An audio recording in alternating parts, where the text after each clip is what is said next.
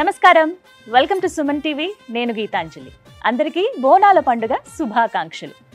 గ్రామ పొలిమేరల్లో అపర కాళిలా కూర్చుని ఏ దుష్టశక్తి గ్రామం వెలుపలికి రాకుండా కాచి కాపాడే ఆ చల్లని తల్లికి, ఆ మహాశక్తికి బోనాల్ని సమర్పించే ఘడియలు ఆసన్నమయ్యాయి.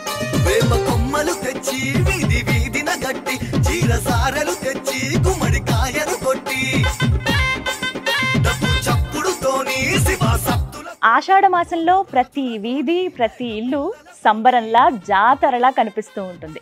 ప్రత్యేకంగా అమ్మవారి ఆలయాల గురించి చెప్పాలా? డప్పు చప్పుళ్ళు, పోతురాజుల విన్యాసాలు, శివసత్తుల పూనకాలు, ఓవైపు అమ్మవారికి బోనాలు సమర్పించడం.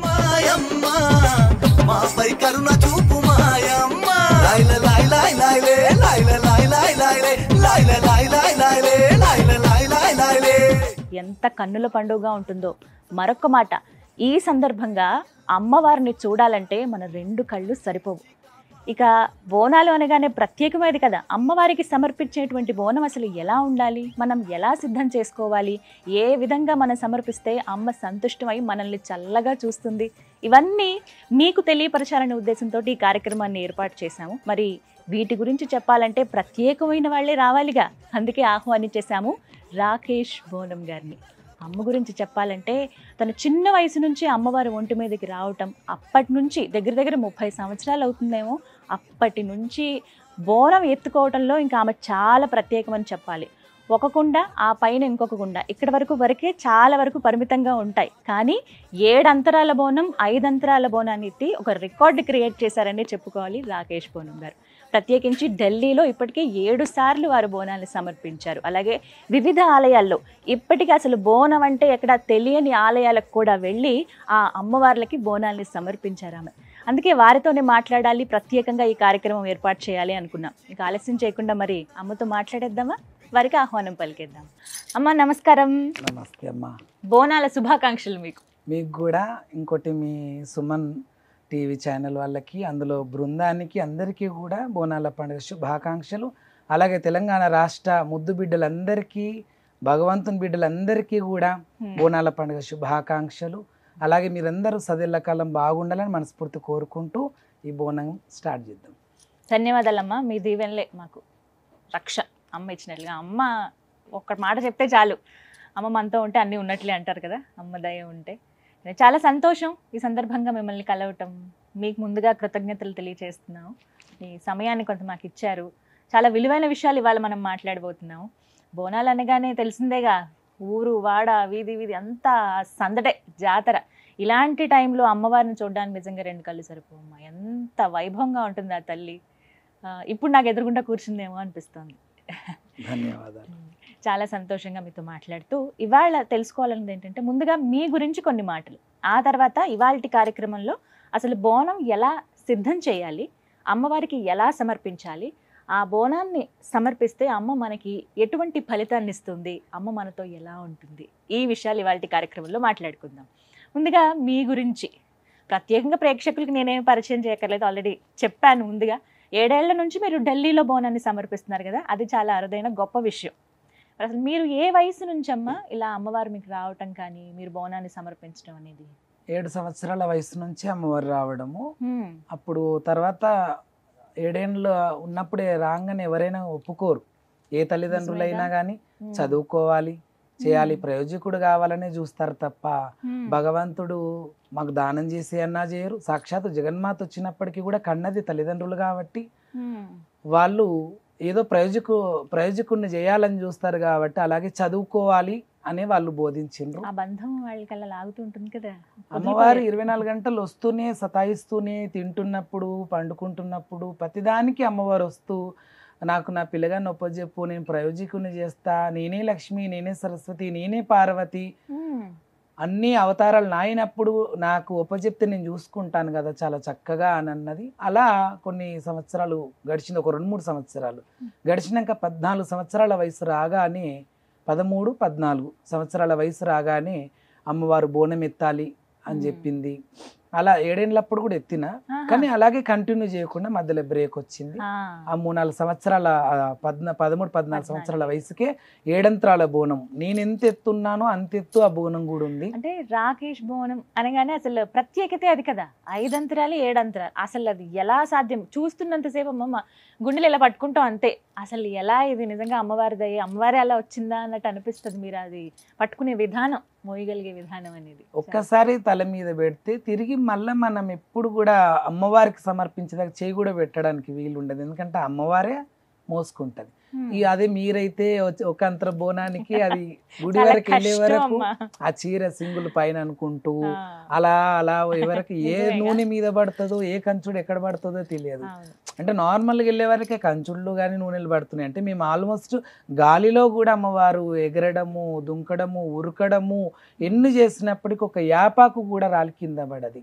అలా అమ్మవారు అంత సత్యం చూపించడానికి ఏమో అనుకుంటా, నాకు ఒప్పజెప్పు అంటే అప్పుడు అమ్మ చాలా ఆలోచన చేసి తర్వాత 13-14 ఏళ్ళ వయసుకు సరేలే అమ్మ, నీతో నేను కొట్లాడేటట్లు లేను, నీతో కొట్లాడి కూడా నేను గెలిచేటట్లు లేను, నా పిల్లగాని ఏం చేస్తావో చెయ్యి, నీ ఇష్టం, నీకు ఉపజెప్తున్నా అంటే ఉపజెప్పినంత మటుకు ఏ జోగినినో లేకపోతే పెళ్లి కాకుండానో అలాగే ఉంచేయను, పెళ్లి చేస్తాను.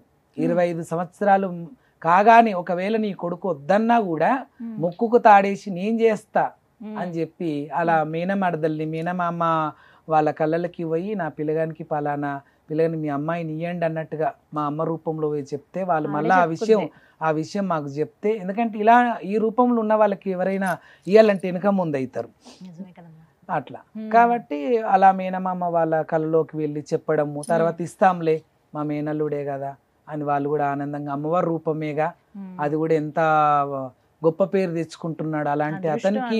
ఎందుకంటే ఇంకోటి మా మేనమామ అదే మా భార్యకి కూడా తల్లిదండ్రులు లేరు. ఫస్ట్ తల్లి ఉండే, ఈ మ్యారేజ్ కాకముందు తల్లి ఉండే, తర్వాత ఆమె చనిపోవడం జరిగింది. అలా హాయిగా నాకు ఇవ్వడం జరిగింది, చాలా చక్కగా కూడా అందమైన పిల్లలు పుట్టడం కూడా జరిగింది. అలా మీకు ఎంతమంది సంతానం? ఇప్పుడు సంతానం ఒక అబ్బాయి, 3 కూతుర్లు ఉండే, ఒక ఆమె కాలం అయింది. విన్నాం. అమ్మ దగ్గరికి వెళ్ళింది అనుకోవాలి, ఇంకా ఇచ్చేది ఆవిడే, ఇచ్చేది తీసుకునేది కూడా ఆవిడే. కానీ ఎన్నేళ్ళు అవుతుంది మొత్తం? అంటే అన్ని కష్టాలు అనుభవిస్తూ వచ్చిన కాబట్టి ఒక చెట్టుకు పూసిన పూత అంత పూత చెట్టుకే ఉండదు, కొన్ని రాలిపోతాయి. అన్నీ పూసిన పూత ఉండదు, కాసిన కాత కూడా ఉండదు, కొన్ని పండ్లు రాలిపోతాయి. కాబట్టి అలా మనకు సంతానం ఎంత ఇచ్చినప్పటికీ అల్లకిలో ఒకడు ఆ భగవంతుడు దోసుకపోతాడు, ఆ సంగతి మనకు తెలుసు. ఇంకోటి దేవాన దేవతలు కూడా ఎన్నో బాధలు అనుభవించిన వాళ్ళు కాబట్టి ఆ కష్టాన్ని నేను అలా గుండెకి తీసుకున్నా, ఎందుకంటే అందరూ పడ్డవాళ్ళే బాధలు. కాబట్టి అలా కూతురు పోయిందని చెప్పిన మరుక్షణమే కొన్ని రోజులు బాధపడ్డ తర్వాత అది ఆత్మకు ఆస్వాదిస్తూ ఆమె ఎక్కడికి పోలే, అమ్మ కానీ నా కూతురుగా నాతోనే ఉన్నారు. ఎందుకంటే వాళ్ళతో నేను రాలే, నాతో వాళ్ళు రాలే. అందుకే ఇంకా మన జీవితం ఏమున్నదో మనం ముందుకు నడిపించాలి, ఇక్కడికి డెడ్ ఎండ్ చేస్తే కాదు, ఎవరిద్దరి గురించో మనం డెడ్ ఎండ్ చేయడానికి వీల్లేదని అలా జీవితం ఇంకా ముందుకు తీసుకొని వెళ్తున్నాం. ఈ తెలంగాణ బోనాన్ని కూడా ఇంతవరకే కాకుండా మనం ఇంకెక్కడెక్కడనో చేస్తే బాగుంటది అని చెప్పి 3000 కిలోమీటర్ల దూరం ఉన్న అస్సాం కామాఖ్య అమ్మ తల్లి శక్తిపీఠం, 13వ శక్తిపీఠం వామాచారం పూజలు, అక్కడ దున్నపోతులు 108 దున్నపోతులు దిగుతాయి, యాటలు దిగుతాయి. అక్కడ అమ్మవారికి రక్తపాతం ఇష్టం, ఎందుకంటే ఆమె రక్తపాతంతోనే యోని ముద్ర అక్కడ పడింది. కాబట్టి శ్రీలోక చించారని శ్రీచక్రవాసిని శ్రీ కనకదుర్గాదేవి అంశంలో ఆ యోనిలో శ్రీచక్రాన్ని పెట్టుకొని అమ్మవారు ఈ సకల జగతి వెళ్తూ ఉన్నది. అలా అమ్మవారి దగ్గర కూడా బోనం చేస్తే, మామూలు దర్శనానికి వెళ్దామని వెళ్ళినాము, బోనం చేస్తే బాగుంటది. ఎప్పుడు తెలంగాణలోనే తిరుగుతుంటారు అందరూ, ఎవరో ఒకరు దాటించాల, తెలంగాణ బార్డర్ దాటించాల, ఏ మహారాష్ట్రనో కర్ణాటకనో ఇంకెక్కడెక్కడనో చేస్తే కొద్ది బాగుంటది, అక్కడ ప్రజలోకని కూడా చూపించినట్టు ఉంటది అని చెప్పి అలా అక్కడ కూడా ఫ్లైట్లో వెళ్ళినాం. కాబట్టి మేము ఇక్కడ నుంచి బోనం బిందెలు, త్రిశూలాలు, ఖడ్గాలు తీసుకపోలే, అక్కడనే ఒక మార్కెట్లోనే బోనం సెట్ కొన్నా, త్రిశూలం తలవార్లు కొన్నా, అక్కడనే ఊదిచ్చిన. అక్కడ ఇంకోటి ఏంటంటే అక్కడ వాళ్ళకి ఇంకా హ్యాపీనెస్ ఏంటంటే వాళ్ళ స్టైల్లో చేసిన బోనం. ఇక్కడనేమో మనం ఎండి విగ్రహాలు అవి పెడతాము, అక్కడ చాటలో అమ్మవారు ఉంటది, ఫేస్ చాటలో 4 దిక్కుల 4 ముఖములు పెట్టిన చాటలు అతకబెట్టిన, అది కూడా తెలివి కావాలి, తెలివికి పెట్టి ఆ చాటలు అతకబెట్టి మళ్ళా ఆ తల్లి అనుగ్రహం చూడు మా పైన, ఒక్క చాట కూడా ఊచిపోలే. ఎందుకంటే ఏ చాట కింద పడ్డా అయ్యో బోనంకు రథభంగం జరిగిందేమో అని అనిపిస్తుంది మనకి. కాబట్టి చాలా అందంగా బోనం అంటే ఇంకోటి చేస్తే ఎలా ఉంటది అక్కడ వాళ్ళ ఫీలింగ్, దగ్గరకు వస్తారా రారా, ఇక్కడికనే ఏదో కొబ్బరికాయ కొడతానమ్మా, కొబ్బరికాయ కొట్టిది మన మీదకి వచ్చేస్తుంది, అది డిస్ట్ కొబ్బరికాయ, అమ్మ డిస్ట్ ఉంటేనే కొడుతుంది కదా, ఏదైనా డిస్ట్ ఉంటేనే నిమ్మకాయ దొక్కుతుంది కదా అమ్మవార్లు వచ్చినప్పుడు అని, ఏదైనా డిస్ట్ ఉంటేనే కదా కొరికి కూడా పడేసేది, అక్కడ కొరికి పడేసినా నిమ్మకాయ జ్యూస్ చేసుకుని తాగుతున్నారు, కాళ్ళ కింద తొక్కిన నిమ్మకాయని జ్యూస్ చేసుకుని తాగుతున్నారు, అలాగే కొబ్బరికాయ కొడితే కోతులు చేతుకపోయిన విధంగా తీసుకుపోయి తినేస్తున్నారు అప్పుడే. ఎంత అంటే ఆ ఫీలింగ్ మనం చేస్తేనే అది తెలిసింది, మనం చేయకపోతే తెలియదు. కాబట్టి ఈ ఈ 18 శక్తిపీఠాల అష్టాదశ శక్తిపీఠాలల్లా ఇలా బోనం చేస్తే ఇలాంటి రెస్పాన్స్ ప్రతి దగ్గర దొరుకుతుంది అనేది నాకు అనుభవం వచ్చింది. అమ్మ, ఇంతమంది అమ్మవార్లు ఉంటారు, అన్ని అమ్మరూపమే, కానీ ఒక్కొక్క పేరుతో ఒక్కో చోట ఆవిడ కొలువై ఉంది. ముందుగా మీకు ఏ అమ్మవారు వచ్చారు మీ దగ్గరికి? ఏ అమ్మవారు మీ ఒంట్లో? నాకు రేణుకాదేవి అమ్మవారు అంటే మొదట సిగం ఊగింది ఆమెని, సిగం అనేది అంటారు కదా, పూనకము సిగం అనేది ఏ అమ్మవారు ఊగలే, ఫస్ట్ ఊగడమే పూనకం ఊగడమే రేణుకాదేవి అన్నమాట. లందగోళంలోకి వెళ్ళి బయటికి వచ్చేటప్పుడు కానీ, లందగోళంలో దుంకేటప్పుడు కానీ మొదలు ఊగింది ఆమె, మొదలు బోనం చేసింది ఆమె, మొదలు బోనం ఎత్తుకుంది కూడా అమ్మవారే. అందుకే చాలా మందికి వచ్చే అమ్మవారు కూడా రేణుకాదేవి ఎక్కువగా. చాలా మంది ఇప్పుడు తెలంగాణలో ఎంతమంది పూనకాలు ఊగే వాళ్ళు ఉన్నా అందులో ఒక 30% మల్లన్న సిగము, పోషమ్మ సిగం అట్లుంటది, మిగతా ఎక్కువ మంది రేణుకాదేవి. ఎందుకు రేణుకాదేవి ఎక్కువ వస్తుంది అని అంటే, అయితే రేణుకాదేవిని పరశురాముడు బాధలు పెడుతున్నప్పుడు జమదగ్ని వారి భార్య అన్నమాట, భర్త జమదగ్ని, భార్య రేణుకాదేవి. అయితే ఆ స్వామివారు ఏదైతే పుట్ట మీద చనిపోతారో ఆ సమయంలో 24 సంవత్సరాల వయసు వచ్చేదాకా పరశురామునికి నన్నెవరు చంపుతున్నారో పేరు చెప్పొద్దు, చెప్తే ఆ చిన్న కుర్ర వయసులో పోయి ఏం చేయలేడు. కార్తీక మహారాజు మహిషాసురుళ్ళు ఎంత శక్తో, 1000 మంది మహిషాసురులకు ఎంత శక్తి ఉంటుంది అంత శక్తి కార్తీక మహారాజుకు ఉంటది. మరి చిన్న కుర్ర వయసులో ఉన్న 5 ఏళ్ల పిల్లగాడు ఏం చేస్తాడు? ఏం చేయలేడు. అందుకే నేనైతే పోతున్నా, నేను చనిపోతున్నా, నేను నీ నుంచి 24 సంవత్సరాల దూరం అయిపోతున్నా, నన్ను కాల్చి ఆ యొక్క 7 కుండలలో, బోనం కుండలలో బొక్కలు పెట్టి మర్రి చెట్టు ఉడల్లో పెట్టు, తర్వాత 24 ఏళ్ళు అయినాక నేను బతికొస్తాను కదా, అప్పుడు అంతకుముందు పేరు చెప్దువు కానీ, అప్పటిదాకా ఎంత అడిగినా మా నాన్న పేరేం పేరు, మా తండ్రి గారి పేరు ఏం పేరు అంటే మాత్రం చెప్పకు, తప్పించుకొని తిరుగు. అలా తప్పించుకొని తిరగడంలోనే పరశురాముడు ఇక 5 ఏళ్ల పిల్లగానప్పుడు ఎవరెవరితో ఆడుతుంటే, నువ్వు తండ్రి చచ్చిపోయినాక పుట్టినవురా, నీకు తండ్రి లేకుండా పుట్టినవు, మీ అమ్మ రంకుతనం చేసింది బొంకు వలుకుతుంది రేణుకాదేవి, మీ అమ్మ మంచిది కాదు, నీకు మీ అమ్మ మంచిది అనుకుంటే మీ తండ్రి గారు ఎవరో తెలుసుకో అని చెప్పేసి వీళ్ళందరూ తిట్టడము, అందరి పిల్లలతోని ఆడుకోనియకుండా పరశురాముడిని గెంటేయడం ఇవంతా వస్తుంటే ఆ 5 ఏళ్ల పిల్లగానప్పుడే ఉగ్రరాముడు అయిపోతున్నాడు అనమాట. భార్గవరాముడు ఉగ్రరాముడు అయిపోయి ఆ గండ్రగొడ్డలి తీసుకొని ఇక మా అమ్మాయి ఎంట పడతా, మా తండ్రి గారి పేరు చెప్పేదాకా నేను ఎంట పడతా అని పడుతున్నప్పుడు ఈ అమ్మవారు తప్పించుకుంటుంది. ఎన్ని రకాలు కొట్టిండంటే అన్ని రకాల చిత్త వేదన పెట్టిండు. ఏ అమ్మవారు బాధలు పడాలి, ఈ ఒక్క అమ్మవారే పున్నామ నరకాన్ని చూసింది ఆ తల్లి జగన్మాత. అలా చూసినప్పుడు ఈ పరశురాముడు వెంట వస్తున్నప్పటికీ ఆ దెబ్బల నుంచి తప్పించుకోవడానికి 12 కులస్తుల ఇళ్ళకు వస్తుంది. వచ్చి గుమ్మానికి 5 బొట్లు పెట్టి, అమ్మ మీ ఇంట్లో నాకు జాగ ఇయ్యండి, గోపాదం అంత జాగ ఇస్తే నేను పామునై చుట్ట చూదురుకొని ఉంటా, నాకు ఎంత పెద్ద జాగ నాకు అవసరం లేదు, ఇంత అరిచే మందం జాగియండి అమ్మ అంటే కూడా, అమ్మో మీ పరశురాముడా వస్తే మమ్మల్ని బతకనిస్తాడా, చంపేస్తాడు అని చెప్పి 12 కులస్తులు పోయిరామ్మ అనడమే సరిపోయింది. అలా అందరు గుమ్మాలకైతే బొట్టు పెట్టుకుంటూ వెళ్తుంది కాబట్టి అందరి ఇళ్లలో కూడా ఆ తల్లి కులదేవతగా నిలుస్తూ వెళ్తుంది. ఆ సంగతి వాళ్ళకి తెలిసిందో లేదో ఆ రోజు, కానీ ప్రతి ఇంటికి గుమ్మానికి బొట్టు పెట్టింది కాబట్టి ఆడిపడిచి అయిపోతుంది. ప్రతి ఇంటికి ఆడబిడ్డ ఆమె, 96 కోట్ల మంది దేవతలకి ఆడబిడ్డ ఆమె. అటువంటి జగన్మాత అందరి గుమ్మానికి బొట్టు పెట్టింది కాబట్టి ఆల్మోస్ట్ అందరి ఇళ్లలో నిలుస్తూ వెళ్తుంది. ఆఖరికి గౌన్లవారు, గొల్లవారు, శాలవారు, ముత్రాశి వాళ్ళు, అన్ని క్యాస్ట్ వాళ్ళు అమ్మని పంపించడమే సరిపోతుంది. ఆఖరికి మాదిగ వాళ్ళు, జాంబవంతులు బిడ్డలు అంటారు. భూమి పుట్టక ముందు పుట్టిండు జాంబవంతుడు, 6 నెలల ముందు పుడతాడు భూమి పుట్టక ముందు. ఆ జాంబవంతుని బిడ్డలే జాంబవంతులు. మాతలింగన్న, మాతలింగమ్మ, ఆ మాదిగ వాళ్ళు 2 భార్య భర్తలు. అప్పుడు వాళ్ళ దగ్గరికి వెళ్ళి, నన్ను ఏ కులస్తులు నాకు జాగియలేదు, ఆఖరికి మీరు ఇస్తారా నాకు జాగా అన్నా వదినే అంటే, అమ్మ కడుపు నిండా పిలిచినావు అమ్మ అన్నా వదినే అని, పుట్టిల్లు కదా ఇస్తాంలే, నీ చీర సొమ్ములు బాగున్నాయి ఇస్తావా మరి అంటే, ఇస్తామ్మా తీసుకో అని. ఇక అప్పుడు ఆమె అమ్మవారు బర్వాతల అలా లందగోళంలకు వెళ్ళిపోతుంది. ఆమె వేరే నేమ్ ఉంది అని నేను ఇప్పుడు చెప్తా. అలా అమ్మవారు అందులో లందగోళములో దుంకడము, అందరూ నీసులంద కౌసులంద అంటే, లేదు ఇది కౌసువాడ కాదు నీసువాడ కాదు మల్లెవాడ అని పేరు పెట్టుకొని, ఎందుకంటే అందులో తోళ్ళు నానేస్తారు కదా లందగోళంలో, ఆ లందగోళంలో తోళ్ళు నానేసే వరకు ఎట్లయినా ఎవరైనా గలీజే అంటారు. ఇది గలీజు వాడ అని అంటే, లేదు ఇది గలీజు వాడ కాదు నాకు జాగిచ్చారు కాబట్టి ఇది మల్లెవాడ అని చెప్పేసి ఆమె ఆ వాడ పేరు పెట్టుకొని లందగోళంలో దొంకుతుంది.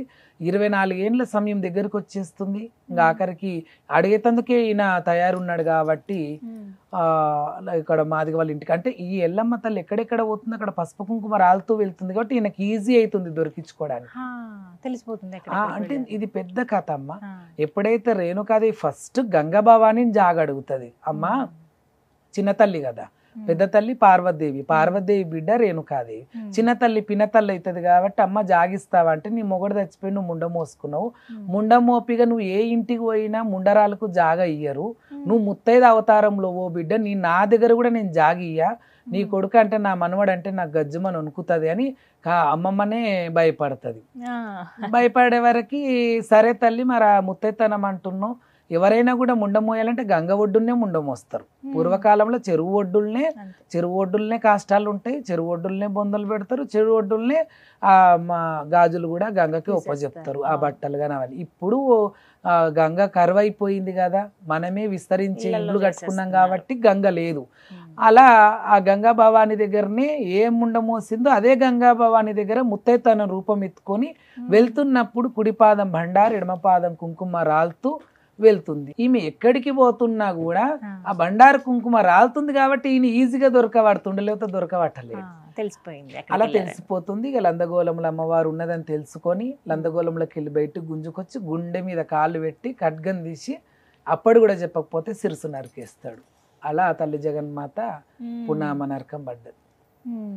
చనిపోతున్నప్పుడు చెప్పింది కదా, 7 బోనం బాడవల్లనే బొక్కలు పెట్టినా మీ నాయనే మర్రి చెట్టు తొర్రలో ఉన్నాయని. ఇక అప్పుడు తల్లిని చంపినాక పోయి తండ్రిని బతికించుకొని బ్రహ్మదేవుని దగ్గర యమధర్మరాజు దగ్గర ఔషధి తెచ్చుకొని బ్రహ్మదేవుని దగ్గర రాత రాపించుకొని తండ్రిని బతికించుకున్నాక, తండ్రి గారు మీరు బతికారు, మాకు ఇంతకు మించిన ప్రాప్తం లేదని అంటే, మీ తల్లి ఏది, మీ తల్లిని అని అప్పుడు తల్లిని చంపమంటేనే చంపుతాడనమాట.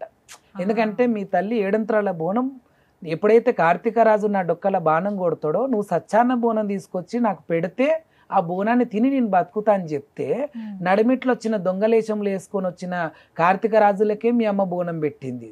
గుర్తుపట్టదా? మీ అమ్మ దొంగలు ఎవరు మంచోళ్ళు ఎవరు, వాళ్ళ మీన బావలే దొంగలేశంలు వేసుకొస్తే వాళ్ళకి అన్నం పెట్టేసింది, నాకు పెట్టలేదు. అట్లా నేను ఆ బాణం నా గుండెలో పొడుచుకొని నేను చనిపోవాల్సి వచ్చింది కాబట్టి మీ అమ్మ తప్పు ఉంది కదా, మీ అమ్మని చంపేస్తాడు. చంపేసినాక నేను బతికించుకున్నాను కదా తండ్రి గారు, మరి ఏమన్నా వరం ఇస్తారంటే, కోరుకో ఏం కావాలంటే మా అమ్మ తిరిగి లేవాలి, మా అమ్మ కావాలి అని అంటాడు.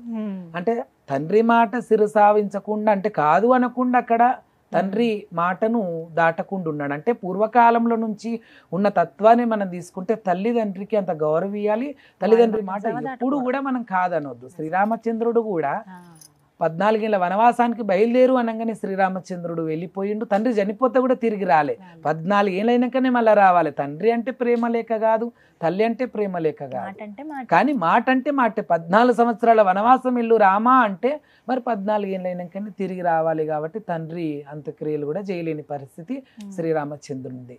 అంటే అలా ఉండేవాళ్ళు అప్పట్లో పూర్వకాలంలో. ధర్మాన్ని న్యాయాన్ని వాళ్ళు అనుసరించేవాళ్ళు. అనుసరిస్తూ ధర్మమే గొప్ప, చాలా మంది దైవం గొప్ప అంటారు, దైవానికంటే ముందు పుట్టింది ధర్మమే. ధర్మమే దైవాన్ని ఇలా నడవమన్నది, ఆ దైవం ధర్మం మనని ఇలా నడవమని చూపించడానికి ఎంతో మంది దైవ స్వరూపులు భూమి మీదకి వచ్చారు. శ్రీరామచంద్రుడు అంటారు, ఆయన ఆకాశంలో తిరగలేదే, భూమి మీదనే తిరిగిండు. రేణుకాదేవి అంటున్నాము, 96 కోట్ల మంది దేవుళ్ళకి అడవిళ్ళు అంటున్నాం, శివునికి ముద్దుల బిడ్డ అంటున్నాం. ఆమె పుట్టి పెరిగింది మహారాష్ట్ర కర్ణాటక ప్రాంతంలోనే తిరిగింది. ఆమె చనిపోయిన స్థలం కూడా కర్ణాటక సవదత్తి. ఆమె ఇష్టపూర్తిగా వెలిసింది తుల్జాభవాని అవతారములో ఉన్నది. బల్కంపేట ఆ పరశురామంతో బాధలు తట్టుకోలేక బావి లోపల కూడా దుంకింది అమ్మవారు. మరి అడుగుతారు కదమ్మా తల్లిని బతికించండి అని చెప్పి పరశురామ బతికిస్తారు. బతికిస్తారు అప్పుడు. ఎందుకంటే నువ్వు కోరుకోరామా నేను ఏదంటే ఆ వరం ఇస్తానన్నాడు కాబట్టి మా అమ్మ తిరిగి లేవాలి అని. తర్వాత ఇంకొక అతను ఏంటంటే తిరిగి లేసినాక మా అమ్మనే నరికిన చెయ్యి నాకు ఎందుకని నరుక్కుంటాడు. నరుక్కునే వరకు అప్పుడు ఏమవుతుంది, ఆ చెయ్యి ఉత్తగా పోవద్దు. ఏది రేణుకాదేవి, ఆ చెయ్యి ఉత్తగా పోవద్దు. అందరి కొట్టిన వాడవైనా తిట్టిన వాడవైనా నా బంగారు కొడుకు నువ్వు, నీ చెయ్యి ఇంకోటి కొత్త చెయ్యి ఇచ్చా, పాత చెయ్యిని ఉప్పలమ్మై మొలవాలి. నేను ఎక్కడెక్కడ ఎవరెవరి ఇళ్లలో ఎల్లమ్మ తల్లిని ఉంటానో అక్కడక్కడ నువ్వు ఉప్పలమ్మ తల్లివై వెలవాలి. అందరు ఏమనుకుంటారు, ఉప్పలమ్మన వరకే ఉప్పలమైసమ్మను ఏ అమ్మవారు అనుకుంటారు. అమ్మవారు కాదు, అయ్యగారు పరశురాముడే. ఏంటంటే మొగ రూపములో హస్తం ఉంటే నన్ను కొట్టిన చెయ్యి కాబట్టి నువ్వు అందరిని కొడతావు రామా. పరశురామ ఉప్పలమ్మాయి వెలిస్తే అందరికి అన్నం పెట్టిన వాడవైతావు. ఇప్పుడు ఆడచేయి అంటే అందరికి అన్నం పెట్టేది అవుతుంది తల్లి చెయ్యి కాబట్టి అలా ఉప్పలమ్మాయి వెలువు అని. అప్పుడు ఎవరెవరి ఇళ్లలో ఎల్లమ్మ ఉంటుందో అప్పుడు ఉప్పలమ్మ చెయ్యని ఇట్లా మొలుస్తుంది. గిచ్చి చూస్తారు, భూగర్భంలోకి వెళ్ళి వస్తుంది. గిచ్చి చూస్తే పాలు వస్తే పాల పరమాన్నం, ఆవు పాలతో పాల పరమాన్నం పూజలు. అదే రక్తం కూడా వస్తుంది. కొమ్ములు తీరిన పొడిలను తెచ్చుకు వస్తారు. తర్వాత 3 daysలలో వెళ్ళిపోతుంది మళ్ళా. ఏది ఆ లోపలికి గంప బోర్లిస్తే మళ్ళీ భూగర్భంలోకి ఇంత పెద్ద రంధ్రం పడి లోపలికి వెళ్ళిపోతుంది ఉప్పలమ్మచ్చి. నాకు కొంచెం కొంచెమే తెలుసమ్మా. ఇప్పుడు మొత్తం పూర్తిగా తెలిసింది రేణుకా ఎల్లమ్మ తల్లి గురించి. చాలా చక్కగా వివరించారు. బల్కంపేట ఎల్లమ్మ అమ్మవారి విశిష్టత ఏంటండి? అసలు ప్రతిష్ఠించిన విగ్రహం అమ్మవారు స్వయంగా అక్కడ వెలిసారా? స్వయంభూ చెప్పాను కదమ్మా. బల్కంపేట ఎల్లమ్మ కూడా పరశురామంతో తప్పించుకోవడానికి బావిలో దుంకింది. ఇప్పుడు మనం కూడా ఒక కొడుకు బాధలు తట్టుకోలేకపోతే ఏదైనా సూసైడ్ చేసుకోవాలనుకుంటాం, ఒక భర్తది కూడా తట్టుకోలేకపోతే ఏదో చేసుకోవాలనుకుంటాం. అలా ఆయన సామాన్యంగా పెట్టలేడు కదా బాధలు, చాలా బాధలు పెట్టిండు. ఒక్కరోజు ఎండకే మనం నిన్న మొన్న ఎండలకే తట్టుకోలేము. ఒక్కరోజు ఎండని ఆ కాలంకు ఆ ఎండ ఎట్లుందో మనకైతే తెలియదు కానీ ఒక్కో రోజు ఎండకే తట్టుకొని అటువంటి ఎండను 7 రోజుల ఎండను ఒక్కనాడు కొట్టేటట్లు చేసి ఒక బండను సలసల మలిగేటట్లు చేసి బట్టలు ఉడవీక ఆ బండ మీద బొర్లిచ్చిండు. ఎందుకంటే ఎప్పుడైతే బొగ్గలు రావో అప్పుడే నువ్వు నిజంగా ప్రతివర్తవు, నువ్వు మా తండ్రికే కన్నదానవు, లేకపోతే రంకుతనం చేసి బొంకు వలుకుతున్న ఎల్లమ్మవైతవు అని ఆయన ఖబర్దారని ఎప్పుడు ఆయన ఆమె వెనుకనే వాడేటోడు. అలా ఎన్నలేని బాధలు పెట్టిన ఆమె అమ్మవారు కళ్ళల్లో మాత్రమే దెబ్బలు, కన్ను రెప్పల మీదకి వెళ్ళి సహా ఆమె పెయి నిండా దెబ్బలే. ఆమె అసలు ఈ జన్మ నాకు, ఈ పుట్టుక నాకు ఎందుకు వచ్చింది అన్నంతలా. అయితే చిన్న కథనం ఏంటంటే సాక్షాత్తు శంకరుణ్ణి అడుగుతుంది అన్నమాట అమ్మవారు. ఏమని, నేను భూగర్భం మీద మానవ స్త్రీనై జన్మించాలనుకుంటున్నా, మరి జన్మిస్తా తండ్రి అంటే, భూమి మీదకి అడుగుపెట్టిన మరుక్షణమే నీ శక్తులు అన్నీ మాయమైపోయి ఒక సాధారణమైన స్త్రీగా ఉంటావు, ఎన్ని బాధలు వచ్చినా తట్టుకోవాలి రేణుక, తట్టుకుంటావా అని. ఇంకోటి చెప్పాలన్నా ఇదే విషయంలో, రేణుక ఆమె పేరు, ఎల్లమ్మ కాదు. ఎప్పుడైతే ఎల్లమ్మ అని ఇంతకుముందు చెప్పాను కదా, అందరి ఇళ్లలోకి బొట్టు పెట్టుకుంటూ వెళ్తుంది అని, ఏ ఇళ్లల్లో దాగినా బయటికి వెళ్ళమ్మా బయటికి వెళ్ళమ్మా బయటికి వెళ్ళమ్మా, ఓ రేణుక బయటికి వెళ్ళమ్మా అనే దాంట్లో ఎల్లమ్మగా ప్రసిద్ధి చెందింది ఇక్కడ తెలంగాణ రాష్ట్రంలో. మిగతా ఆంధ్ర, మహారాష్ట్ర, కర్ణాటకలో మాత్రం రేణుకాదేవి, ఎల్లమ్మ అని మాత్రం అస్సలు విలువరు. తుల్జాపురం రేణుక, సవదత్తి రేణుక, ఇలా ఎల్లమ్మ మాత్రం తెలంగాణలో ఇక్కడనే ఎక్కువ తిరిగింది. ఆమె సెంచరీ వెళ్ళింది కాబట్టి ఇక్కడనే ఎల్లమ్మ. రేణుక అని కూడా అన్నారు ఇక్కడ. సామాన్యంగా ఆ పేరే రాదు. మనకి ఎల్లమ్మ తల్లి గుడికి పోతున్నాం, మా ఇంట్లో ఎల్లమ్మ మనకి అక్కడ కూడా రేణుక ఉంది కానీ ఆ రేణుక అనే పదం మన నోటికి రాదు. అలా ఆ తల్లి ఆయన నుంచి తప్పించుకోవడానికి బల్కంపేట బావిలో దుంకుతే, అమ్మో మా అమ్మ ఇల్లు కూడా ఉన్నదా అని ఈయన చచ్చిపోయిన రూపం చూపిస్తుంది అన్నమాట అమ్మవారు. చనిపోయిన రూపం ఇలా చనిపోయి ఉంటే ఆయన చనిపోయిందని వదిలేస్తాడేమో అనుకుంటే, లేదు లేదు మా అమ్మ నిజంగా చచ్చిపోయిందో లేదో నేను చూడాలి, పరీక్ష చేయాలి అని చెప్పి ఎప్పుడైతే ఈయన బావిలో దుంకుతాడో మేము బావి ఒడ్డుకు దుంకి వెళ్ళిపోతుంది మళ్ళీ. అందుకే కింద చనిపోయిన రూపం లాగా ఉంటది బల్కంపేటలో. ఇంతవరకు తలక ఇట్లా క్రాస్ ఉంటది కదా, అది అమ్మవారి రూపమే. ఆ ఎప్పుడైతే ఆమె అలా ఉండిపోయిందో, ఆమె బావి ఒడ్డుకు దుంకినా ఆ ఒక ప్రతిరూపం శిలగా మారిపోయింది అక్కడ. అది కూడా ఒక అప్పుడు అర్జెన్స్ వాళ్ళ బాయ్ అంట, అది కూడా ఒక లందగోళం కిందనే కదా అమ్మవారికి అర్జెన్స్ అంటే. అర్జెన్స్ అంటే మీకు పుట్టినిళ్ళతో సమానమే అమ్మవారికి. కాబట్టి ఆ బావిలో కూడా బల్కంపేట ఎల్లమ్మ, కానీ ముందు పేరు జలకనక దుర్గాదేవి అని విన్న నేను అమ్మవారికి. జలకనక దుర్గాదేవిగా ఉంటే శ్రీ శ్రీ బల్కంపేట ఎల్లమ్మ పోచమ్మ దేవాలయముగా మారింది. కానీ చాలా సత్యవంతురాలు అమ్మవారు. ఎంత విన్నా ఇంకా ఇంకా వినాలనిపిస్తుంది అమ్మవారి గురించి. అయితే బోనాల పండగ అంటే ఆ పేరులోనే ఉంది, అమ్మవారికి బోనం సమర్పించడం. అసలు సిద్ధం చేయటం అదొక కళ, అమ్మవారి నుంచే నేర్చుకోవాలి ఖచ్చితంగా అంటారు. మీరు 7 ఏళ్లప్పటి నుంచే బోనం ఇచ్చిన వారు కదా, మరి మాకు నేర్పిస్తారా, మాకు చెప్తారా అసలు అమ్మవారికి బోనం ఎలా సిద్ధం చేయాలో? మాతో పాటు ప్రేక్షకులు కూడా చాలా మంది చూస్తున్నారు. నేను నేర్చుకోవాలనుకుంటున్నానమ్మా. నేను ఈసారి అమ్మవారికి అసలు ఎప్పుడు చేయలే, మొదటిసారి నేను అమ్మవారికి బోనం చేసినాక చూసి బోనాల పండుగ మీరు చేయాలి. తప్పకుండా తప్పకుండా. మమ్మల్ని అయితే చాలా మంది చూసి బోనాలు ఇట్లా చేస్తే బాగుంటది, ఇట్లా ఇన్ని చాలా మంది కొద్దిగానే తెల్లన్నం పెట్టి పెరుగు బెల్లం వేస్తే నేను అది చూసి నాకు బాధ అనిపించేది. ఏంది బంధుమిత్రులకు ఎన్నో రకాలుగా వండుతారు, అమ్మవారు అనేవారికి ఇంత తెల్లన్నం పెరుగు బెల్లం ఏంది, కష్టపడాల్సింది అమ్మవారి గురించి. 365 అన్నపూర్ణగా మనకు అన్నం పెడుతుంటే ఒక్క పూట భోజనం ఆమెకు సరిగా ఒక 5-6 పదార్థాలు చేసి పెట్టలేమా ఏంది అని బాధ అనిపించే దాదాపు ఒక 9-10 ఏళ్ళ నుంచి చెప్తూ వస్తున్నా. పరమాన్నము పచ్చన్నము, తెల్లన్నం పెట్టకండి, పచ్చన్నం పెట్టండి. ఎందుకంటే అందులో కొన్ని రకాలుగా మేకపసరు కానీ, యాపాకు కానీ, గుమ్మడికాయ గింజలు కానీ అన్ని కూడా పిసికి బలిగం పందిస్తారు. ఊరు పచ్చగా ఉండాలి, వాడ పచ్చగా ఉండాలి, పల్లె పచ్చగా ఉండాలి, తెల్లన్నం చల్లి పచ్చగా ఉండాలని ఎట్లా అంటారు? కాబట్టి ఇంకోటి పసుపు యాంటీబయాటిక్, పచ్చన్నం అంటే అందులో పసుపు ఉంటది, ఇంకా మళ్ళీ మీదంగా పసుపు వేసి మళ్ళీ విసుకుతారు. కాబట్టి సకల రోగ నివారణం ఆ తల్లి జగన్మాతనే కదా అన్నిటిని పారగొట్టేది. అందుకే తెల్లన్నం పెట్టకండి, పచ్చన్నం పెట్టండి, పరమాన్నం ఆవు పాలు బెల్లం వేసి పరమాన్నం పెట్టండి అని చెప్తూ వస్తున్న. బూరెలు, పూరీలు, వడలు పెట్టుకునే వాళ్ళు వడలు కూడా, కానీ ఎప్పుడు నేను వడలు చెప్పాను. ఎక్కువ పూరీలు, బూరెలు, పెరుగు, బెల్లము, పచ్చిపులుసు ఇవి ఎక్కువ చెప్తుంటాం.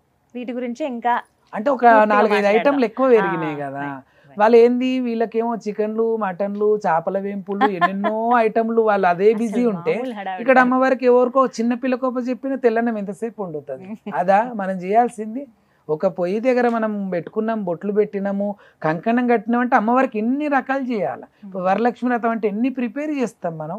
కాబట్టి ఒక అమ్మవారికి మనం 365 రోజులు ఇచ్చిన అమ్మకు నెత్తి మీద పెట్టుకొని తీసుకొని పోతున్నాం అంటే ఆ అమ్మకు కూడా ఎన్నో కడుపు నిండా ఆమె కంటకి ఎదురుగా ఇంత నైవేద్యం పెడితే చాలా ఆనందపడుతుంది, సంతోషిస్తుంది. తర్వాత అమ్మ సిద్ధం చేశారు ఇలా పసుపు, తర్వాత విగ్రహాలు పెట్టడము, తర్వాత అందులో నైవేద్యం మనం వండుకొచ్చినాం కదా అవన్నీ అందులో పెట్టి ఆపాకు పెట్టి దీపం పెట్టడం చేద్దాం.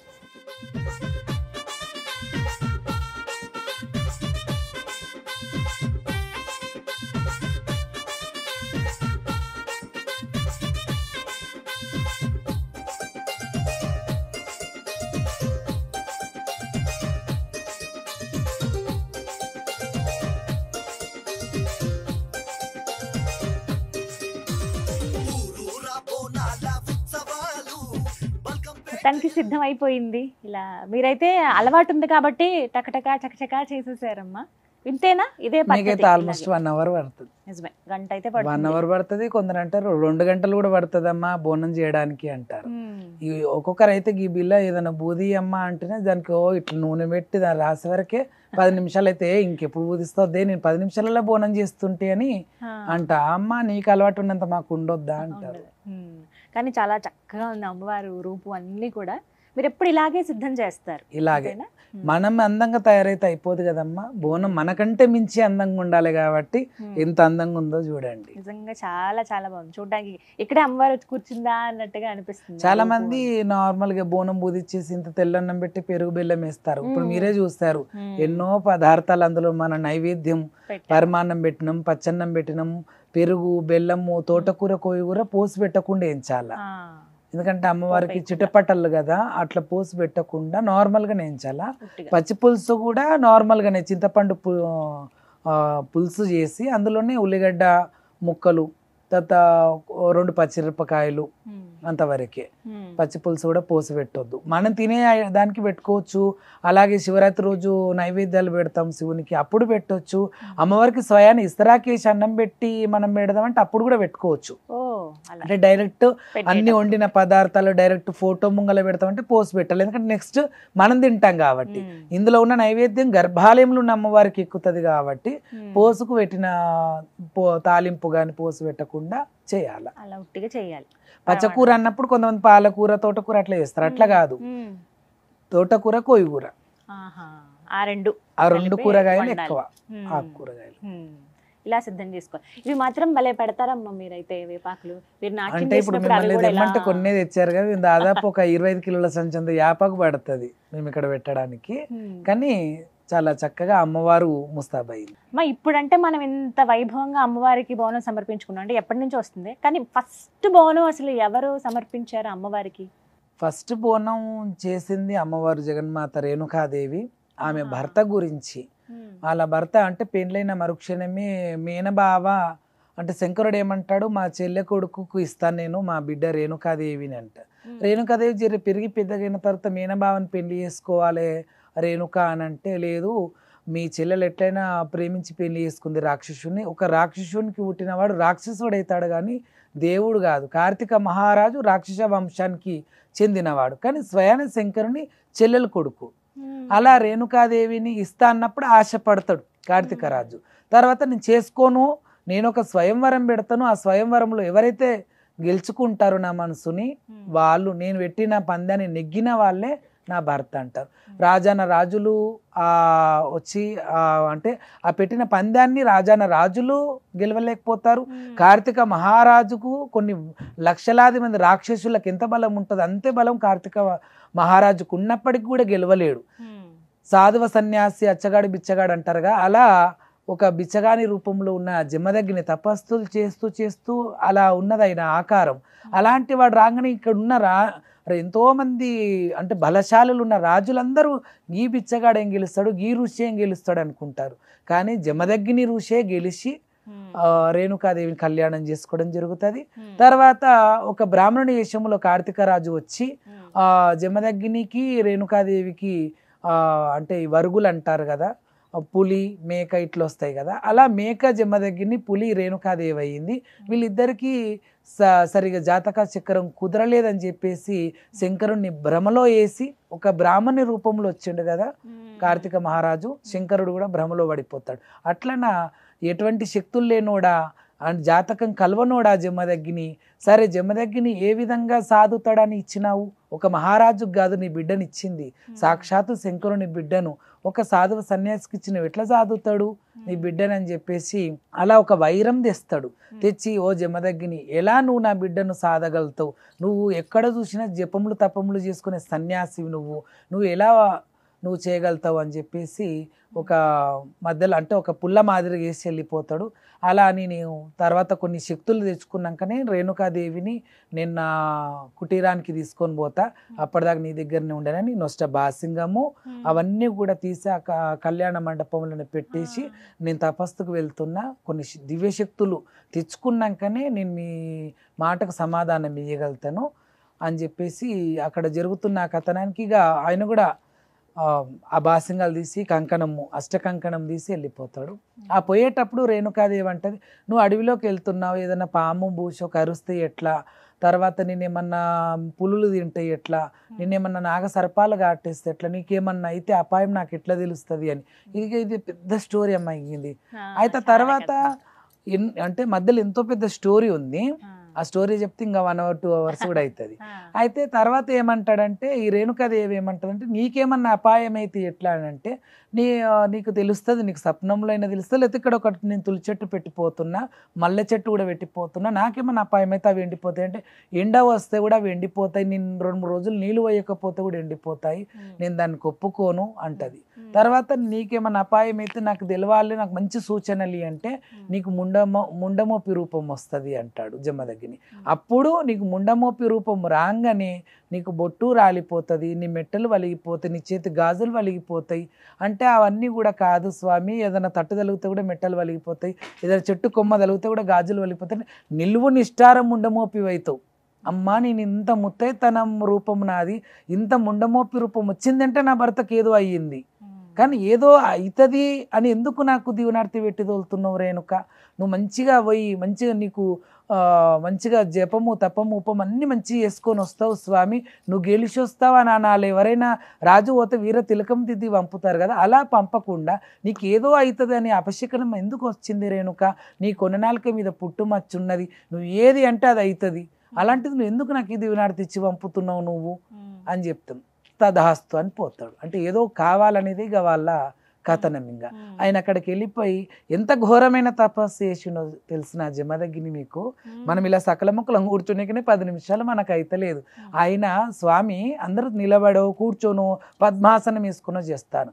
పుట్ట మీద ఆకు, ఆకు మీద వక్క, వక్క మీద గుండు సూది, గుండు సూది మీద జమదగ్ని తల, ఆకాశానికి పాదాలు చేస్తారు ఎవరైనా. అంత సప్త ఋషువులలో నవసిద్ధులలో గొప్ప ఋషి కదా ఆయన. జమదగ్ని అంటే సాక్షాత్ శంకరుడే ఆ అంశలో వచ్చిండు, పార్వతీదేవి రేణుకా అంశలో వచ్చింది అంతే. కానీ ఆ తత్వం కొంతమందికి తెలియదు. జమదగ్ని అంటే ఎవరో, రేణుకాదేవి అంటే ఎవరో, శివుని బిడ్డని. కానీ శివునికి తల్లి ఆమెని, శివునికి ఇల్లాలు ఆమెని, శివునికి బిడ్డ ఆమెని, శివునికి మనమరాలు కూడా ఆ తల్లి. ఆ తల్లి ఇన్ని పాత్రలు ఉంది. ఇప్పుడు స్త్రీమూర్తి అంటేనే అమ్మమ్మ, నాయనమ్మ, అత్తమ్మ, అన్ని వరుసలు ఒక స్త్రీమూర్తి. స్త్రీ ఎన్ని రకాలు ఉందంటే ఒకటే రకం ఉంది, ఆమెనే స్త్రీ అంతే. ఆ ప్రకారంగా ఎప్పుడైతే పుట్ట మీద ఆయనకు బాణం కొడతారో కార్తీక రాజు, అప్పుడు ముండమోపి రూపం రాగానే ఈ సచ్చాన బోనం ఎట్లా చేసింది అనుకుంటున్నారు? ఎక్కడనో పోయి కుమ్మరుల దగ్గర కుండదేలే, ఎక్కడనో పోయి బియ్యం కొనుకరాలే మనలాగా, ఎక్కడనో పోయి యాపాకి ఏదో తెచ్చుకోలే, ఎక్కడనో దుకాణం పోయి పసుపు కుంకుమ తెచ్చుకోలే. అమ్మవారు సముద్రంలో ఉన్న అడుగుల మట్టి, సముద్రంలో ఉన్న అడుగుల మట్టిని తీసింది, ఆ ఇసుకని కుండగా చేసింది. ఒకరోజు కొట్టే ఎండ కాకుండా 7 రోజుల ఎండను తెచ్చుకుంది, ఎండబెట్టుకుంది. రోలు అరిచేయి, రోకలి ఈ కుడి చేయి, అలా ఒడ్లు దంచుకుంది. కన్నురెప్పలతో బియ్యం జరిగింది, కన్నీటితో కడిగింది. ఈ గద్వ 2 రొమ్ములు చేసి బోనాన్ని, 7 అంతరాల బోనాన్ని వండింది. వండినాక మరి కుండలు అలంకరణం చేస్తేనే అందం. ఇప్పుడు ఈ బిందెలు ఇంతమంది మీరు చూపించిన నార్మల్గా ఉండే, ఇప్పుడు చూడు ఆ తల్లే వచ్చి ఇక్కడ కూర్చుందేమో మన ఇద్దరి మధ్యలో అన్నట్టుగా ఉంది. అయితే ఆ తర్వాత మరి కావాలి కాబట్టి ఎవరికైనా ఏ ఆడవిల్లైనా సుమంగలిగా ఉండాలంటే అమ్మగారు మెయిన్ కారణం అయితే వాళ్ళే.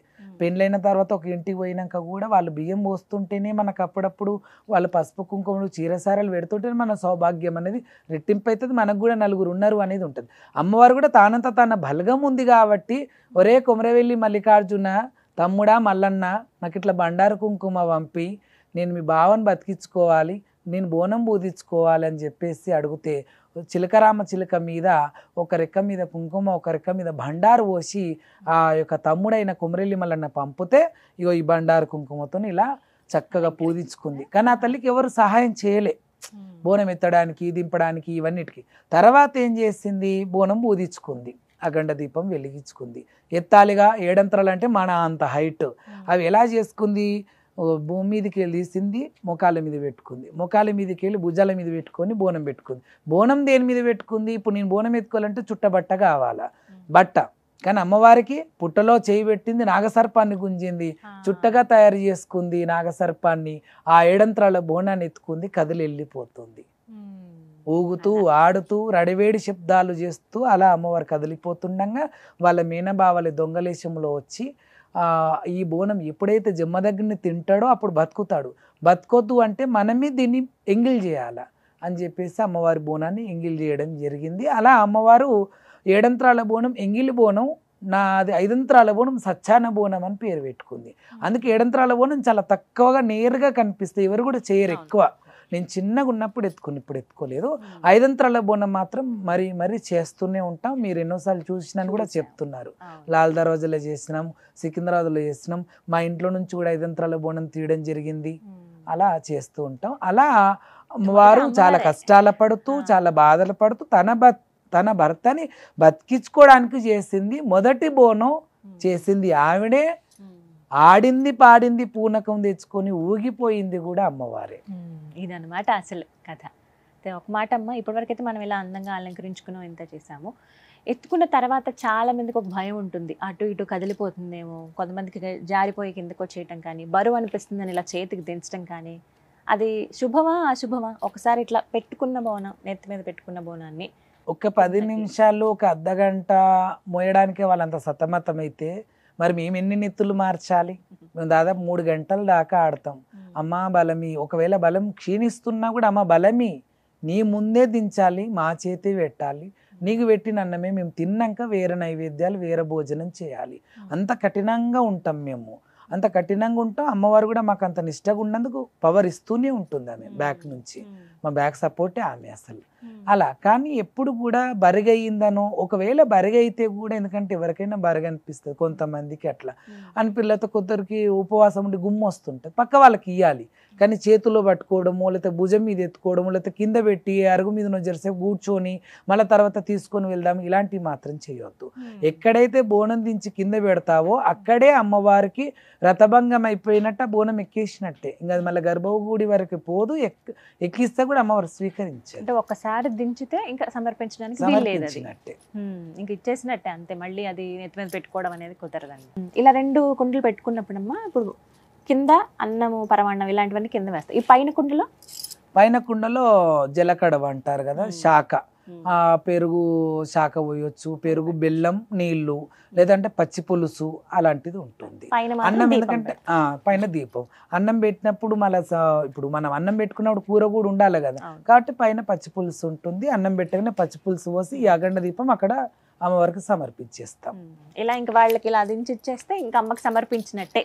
చాలా వరకు అయితే అలా దింపి అక్కడ ఉన్న కుమ్మరి అన్నలకు ఇస్తారు, కానీ మా చేతన్ని మేమే పెడతాం. అది ఎంత పెద్ద దేవాలయమైనా కానీ, అక్కడ ఎంత రద్దీ అయినా సరే ఉన్నా కానీ, మేము ఇంత కష్టపడి 2-3 గంటలు ఆడుకొని వచ్చినప్పుడు మేము ఎవరికో ఇయ్యము. ఆ లాభం కూడా మాకు ఉండాలా. మేము పెడుతూ ఏంటంటే వాళ్ళు టక్మని పెట్టేస్తారు.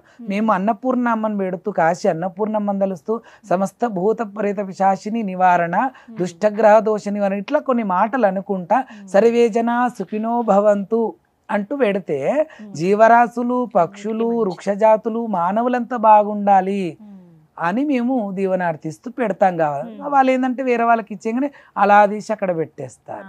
అట్లా కాకుండా మేమే ఈ దీవనార్థులు ఇస్తూ పెట్టాలి. మళ్ళీ కొన్ని పెడుతున్నప్పుడు కొన్ని శ్లోకాలు కూడా చదివేస్తాను టకటక. ఇలా అమ్మవారికి బోనం సమర్పించడం వల్ల అమ్మవారి ఇచ్చేటువంటి ఫలితం ఏంటి? చాలా మంది దానికోసం ఎదురు చూస్తారు. అంటే ఎప్పుడు పెట్టని వాళ్ళు కావచ్చు, మొదటిసారి పెట్టేవాళ్ళు కానీ, ప్రతి సంవత్సరం అమ్మవారికి సమర్పించేవాళ్ళు. అంటే ఏదో ఆశించి చేయొద్దు. అలా ఆశించి చేస్తే కూడా అమ్మవారు, అమ్మో ఇది పలానోళ్ళు ఇది కోరుకుంటా నాకు పెడుతున్నారు, వీళ్ళకి నా మీద ప్రేమ లేదు. అమ్మ ఇప్పుడు మనం పిల్లల్ని కన్నాం, ఒక ఆడపిల్లని కన్నా, ఒక మగపిల్లగాని కనంగానే వాళ్ళు ఒక 3 ఏళ్ళకి రాగానే స్కూల్లో వేయాలని తెలుసు. ఆడపిల్ల ఒక 13 ఏళ్ళకి పెద్ద మనిషి అయితే పండగ పబ్బం చేయాలని తెలుసు. ఇంకో 20 ఏళ్ళు రాని పెళ్లి చేయాలని తెలుసు, అబ్బాయికైనా అమ్మాయికైనా. అంటే మన పిల్లలకి ఏం చేయాలో మనకు తెలిసినప్పుడు ఆ జగన్మాతకు మనకెప్పుడు ఏమి ఇయ్యాలో అమ్మకు తెలుసు. సర్వాంతర్యామి జగన్మాత, ఆమెకి ఎందుకు మనం అడగడము? అంతా బాగుంటే చాలమ్మా, నువ్వు సంతోషంగా ఉండు, నువ్వు ఈ బోనాన్ని మంచి స్వీకరించు, మాకేం కావాలనో చూసుకో తల్లి అంటే ఆమెను చూసుకుంటది కదా, ఇస్తది కదా. ఆమె ముందర పోయి నువ్వు చేస్తావు ఇంత భక్తి, కోరుతావు ఇంత, ఒక్కొక్కరు బోనాన్ని పెట్టి మాకు ఇల్లి అమ్మ, గూడి అమ్మ, ధనమి అమ్మ, దానిమి అమ్మ, మిద్దెలి అమ్మ, మేడలి అమ్మ, ఎందుకు అవన్నీ ఇస్తది. ఎప్పుడు ఏమి ఇయ్యాలనో, ఎప్పుడు మన నుంచి ఏం గుంజుకోవాలనో కూడా తెలుసు, ఎప్పుడు ఏడిపియాలనో తెలుసు, ఎప్పుడు పిల్లలు యాస్టి పెడితే తల్లి కొడతది, గిచ్చుతుంది, ఏడిపిస్తుంది, మళ్ళీ బుజ్జగిస్తుంది. అలాగే ఆ తల్లి జగన్మాత కూడా అంతే చేస్తుంది. చాలా చక్కగా చెప్పారమ్మా. చాలా విషయాలు తెలుసుకున్నాను ఇవాళ మీ ద్వారా. నేను ఇప్పటి వరకు వినడం, ఏవో వీడియోస్లోనూ అలా చూడటం వరకే మిమ్మల్ని, కానీ ఇలా ప్రత్యక్షంగా చూడటం, ప్రతి సమయానికి నన్ను చూసినందుకు కూడా మీకు పేరున ధన్యవాదాలు. ఇలాగే యూట్యూబ్లో కానీ టీవీ ఛానల్స్లో వీక్షించిన వాళ్ళందరూ కూడా పేరున అందరికి కూడా ధన్యవాదాలు. అమ్మవారి అనుగ్రహం ఇప్పటికి ఉంటుంది. ధన్యవాదాలమ్మా. ఇంకా దీపం వెలిగించి అమ్మవారికి సమర్పించడం. జేవలో బల్కంపేటెల్లమ్మకు, జేవలో జగదాంబే మాతాకి, జేవలో సికింద్రాబాద్ ఉజ్జయిని మాంకలమ్మకు, జేవలో గోలుకొండ జగదాంబే మాతాకి, జేవలో లాల్ దర్వాజ సింహవాహిని మహాకాళి మాతాకి, జేవలో బల్కంపేటెల్లమ్మకు.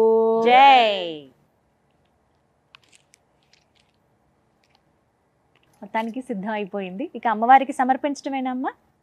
అమ్మవారికి తీసుకెళ్ళి అందరు బాగుండాలని సమర్పించడమే. కానీ చాలా సంతోషం మీరు రావటం, ఇలా ఈ కార్యక్రమం చాలా సక్సెస్ఫుల్గా అయింది. మనం ఏమి ప్లాన్ చేసుకోలేం కదా, అంతా ఆమెనే చేసుకుంది, ఆమె బోనం ఆమె సిద్ధం చేసుకుంది అన్నట్టుగా ఉంది. అమ్మవారు చాలా ముద్దుగా నవ్వుతూ కనబడుతున్నారు ఇక్కడ. చాలా సంతోషం అమ్మ. మళ్ళీ అవకాశం ఉంటే మళ్ళీ మిమ్మల్ని కలవాలని కోరుకుంటున్నాను. ధన్యవాదాలు. చూసారుగా, బోనాల జాతర తెలంగాణలో ఎంత వైభవంగా జరుగుతుందో మనందరికీ తెలిసిందే. ఈ జాతరలో ప్రత్యేకమే బోనం. అమ్మకి ఎంత ఇష్టం అన్నట్టు మనం మనస్ఫూర్తిగా సమర్పించే బోనం అమ్మ కూడా మనస్ఫూర్తిగా స్వీకరించి మనల్ని చల్లగా ఉండాలని దీవిస్తుంది. మరి అలాంటి అమ్మ దీవెనలు మీ అందరికీ ఎప్పుడు ఉండాలని మనస్ఫూర్తిగా కోరుకుంటూ అందరికీ బోనాల జాతర శుభాకాంక్షలు. నమస్కారం.